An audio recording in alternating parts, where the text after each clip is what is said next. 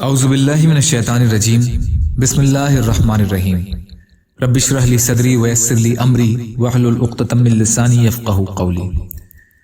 مسلمانوں کی مالی مدد کے بارے میں اللہ کے نبی صلی اللہ علیہ وسلم کی حدیثیں۔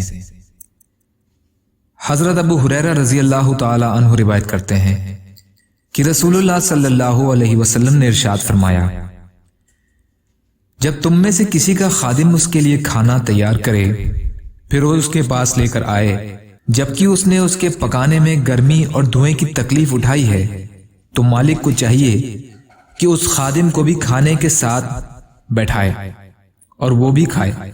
اگر وہ کھانا تھوڑا ہو جو دونوں کے لیے کافی نہ ہو سکے تو مالک کو چاہیے کہ کھانے میں سے ایک دو لقمے ہی اس خادم کو دے دے۔ مسلم شریف۔ حضرت ابن عباس رضی اللہ عنہ فرماتے ہیں کہ میں نے رسول اللہ صلی اللہ علیہ وسلم کو یہ ارشاد فرماتے ہوئے سنا، جو مسلمان کسی مسلمان کو کپڑا پہناتا ہے تو جب تک پہننے والے کے بدن پر اس کپڑے کا ایک ٹکڑا بھی رہتا ہے، پہنانے والا اللہ تعالی کی حفاظت میں رہتا ہے۔ ترمذی۔ یا اللہ ہم سب کو کہنے سننے سے زیادہ عمل کی توفیق عطا فرما۔ یا اللہ جو مظلوم ہیں، پریشان حال ہیں، بیمار ہیں، قرض میں ہیں، بے روزگار ہیں، محتاج ہیں، آپ ان کی مدد فرمائیے۔